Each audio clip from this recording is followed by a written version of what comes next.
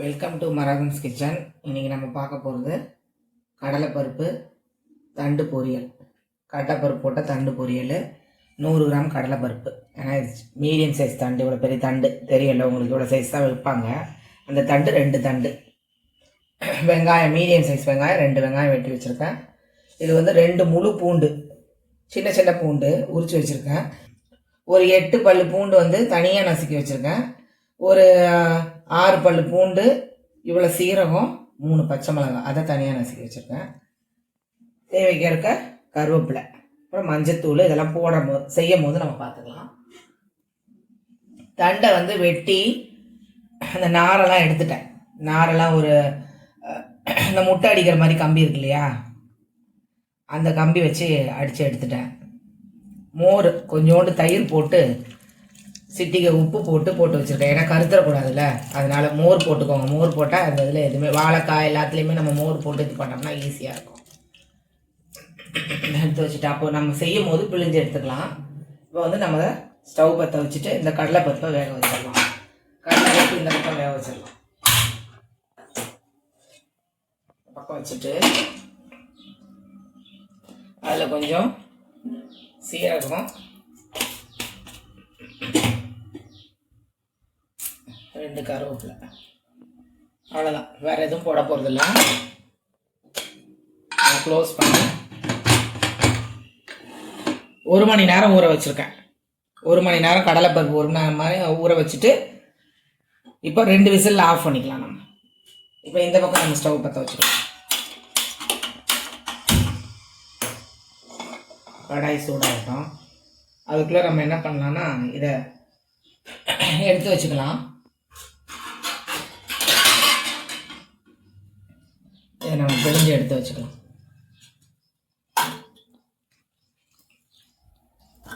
கடாய் சூடாகிட்டு இருக்கு. கடாய் சூடாகிடுச்சு. நம்ம எண்ணெய் ஊற்றிக்கலாம். ஒரு 2.5 ஸ்பூன் எண்ணெய் ஊற்றிருக்கேன். 2.5 ஸ்பூன் எண்ணெய் ஊற்றிருக்கேன்.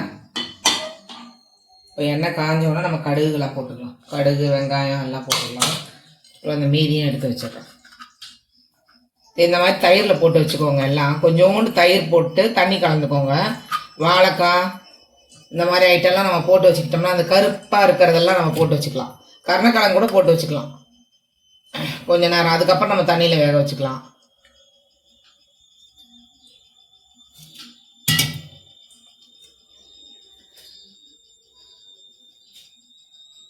எண்ணெய் காஞ்சிருச்சு.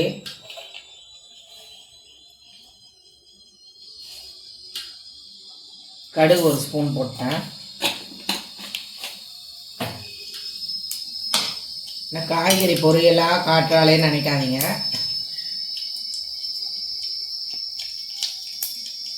ஏன்னா அது ரொம்ப நல்லது இல்லையா. கறிமீன் எப்போனாலும் நம்ம காட்டலாம். காய்கறியிலே நிறைய பல விதத்தில் செய்யலாம். தண்டே கூட்டு செய்யலாம், பொரியல் செய்யலாம். ஒரு சிலர் இந்த மொச்சக்கொட்டையை வேக வச்சுட்டு அது தனியாக கொஞ்சம் கடலைப்பருப்பு, சிறுபருப்பு போட்டு அந்த கூட்டு செஞ்சோம்னா இன்னும் சூப்பராக இருக்கும். ஹோட்டல்லலாம் அந்த மாதிரி பண்ணுவாங்க, பார்த்துருப்பீங்க நீங்கள். சாம்பாரில் வெட்டி போடலாம் தண்டு. இப்போ கடுகெல்லாம் பொரிஞ்சிருச்சு. நம்ம இப்போ இந்த வெட்டின இந்த தனியாக நசுக்கின பூண்டு இல்லையா, அதை போட்டுக்கலாம். அதை போட்டுட்டு கிளறி விட்டுக்கோங்க. பூண்டை நல்லா வதக்கி விட்டுட்டு இப்போ வந்து வெங்காயத்தை போட்டுக்கோங்க.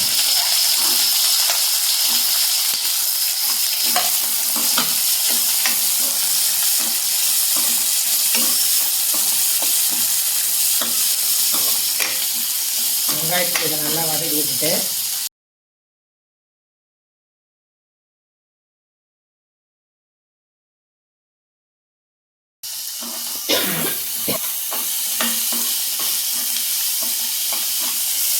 ஒரு ஸ்பூன் உப்பு போட்டு நல்லா விரவி விட்டுக்கோங்க. வெங்காயம் சீக்கிரம் வதங்கிடும் உப்பு போட்டால். இப்போது இந்த நேரத்தில் இந்த நசுக்கி வச்ச சீரகம், பச்சை மிளகாய், அந்த மீதி பூண்டு அதை நசுக்கணும் போட்டுக்கோங்க.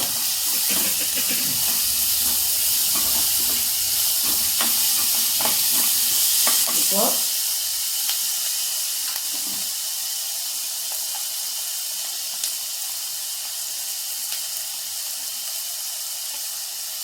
1/4 ஸ்பூன் மஞ்சள்தூள்,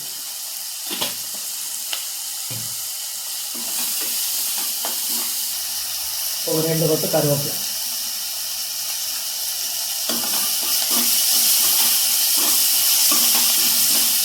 இது நல்லா கிளறி விட்டு இருக்கும் போதே இந்த தண்டெல்லாம் போட்டுருங்க. கொஞ்சம் கொஞ்சமாக போட்டு கிளறிக்கணும்.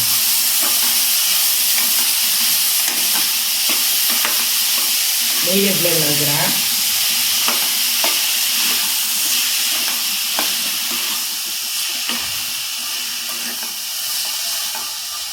தண்டு ரொம்ப நல்லது, அடிக்கடி செஞ்சு சாப்பிடுங்க. வெட்டுறதுக்கு ஒரு சிலர் கஷ்டப்பட்டுட்டு செஞ்சு சாப்பிடாம இருப்பீங்க. மாதத்தில் எப்படி இருந்தாலும் ஒரு 3 தடவை சாப்பிடுங்க.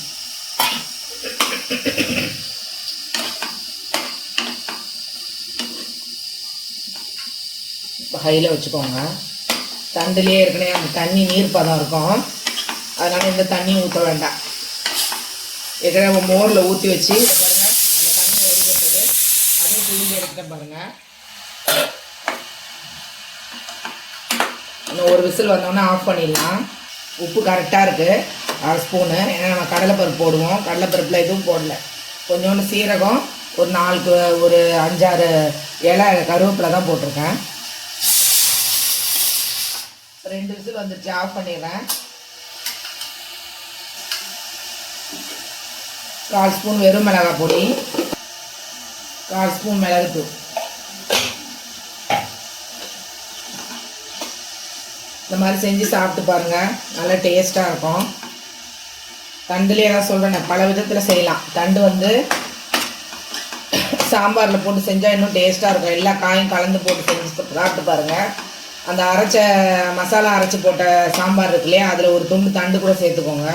அந்த மாதிரிலாம் செஞ்சு சாப்பிட்டா குழந்தைங்களுக்கு எல்லாமே நல்லா பிசைஞ்சு தரலாம். இப்போ நான் மூடி வைக்க போகிறேன். இப்போ மூடிட்டு 10 நிமிஷம் கழித்து பார்க்கலாம். 10 நிமிஷம் நம்ம மீடியம் ஃப்ளேமில் வச்சுட்டு இப்போ ஓப்பன் பண்ண போகிறோம். தட்டை எடுத்து வச்சுட்டு இதை நல்லா கிளறி விட்டுக்கோங்க. அந்த தண்டில் இருக்கிற தண்ணியிலேயே வெந்துருச்சு பொரியல், தண்டு பொரியல். பாருங்கள் வெந்துருச்சு, தண்டு வெந்துடும் ஈஸியாக. இப்போ வந்து நம்ம கடலைப்பருப்பு வெந்துருச்சு. இப்போ பாருங்கள், ஊற்றின கொஞ்சோண்டு அந்த கடலைப்பருப்பில் நான் வந்து ஒரு 1/2 கிளாஸ் தண்ணி தான் ஊற்றிருந்தேன். அதில் அதை பாருங்கள் 1/4 கிளாஸ் தண்ணி தான் இருக்குது. இப்போ நம்ம வந்து முதல்ல கடலைப்பருப்பெல்லாம் எடுத்து போட்டுக்கலாம்.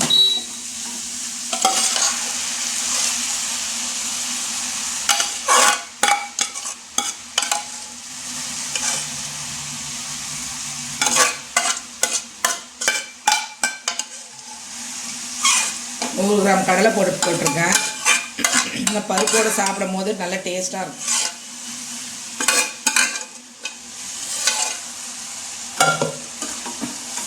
இப்போ நல்லா கிளறி விட்டுக்கோங்க. பாருங்கள், தண்டு எவ்வளோ இருக்கோ அதுக்கு ஈக்குவலாக கடலை பருப்பும் இருக்குது பாருங்கள். நல்லா டேஸ்ட்டாக இருக்கும் சாப்பிட்றதுக்கு. இப்போ வந்து நான் என்ன பண்ண போகிறேன், இந்த தண்ணி வேஸ்ட் பண்ண போகிறதில்ல. இதில் ஊற்றிட்டு ஒரு 5 நிமிஷம் நம்ம க்ளோஸ் பண்ணி வைக்கலாம். அதுக்குள்ளே தண்ணி வற்றிடும் இந்த கடலைப்பருப்போட. 5 நிமிஷம் மீடியம் ஃப்ளேமில் இப்போ க்ளோஸ் பண்ணி வச்சிடலாம். 5 நிமிஷம் ஆயிடுச்சு, நம்ம ஓப்பன் பண்ணிடலாம். இப்போ பாருங்கள், எல்லாமே வற்றிடுச்சு. சும்மா நம்ம பொரியல் மாதிரி தான் பண்ண போகிறோம். தண்ணி வேஸ்ட் பண்ணக்கூடாதுன்னு நான் போட்டேன். பாருங்கள், எல்லாமே நல்லா தளன்னு வந்துருச்சு. பாருங்கள், சூப்பராக வந்துருச்சு. இப்போ நம்ம வந்து ஆஃப் பண்ணிடலாம். ஆஃப் பண்ணிவிட்டு 3 கொத்து கருவேப்பிலையை போட்டு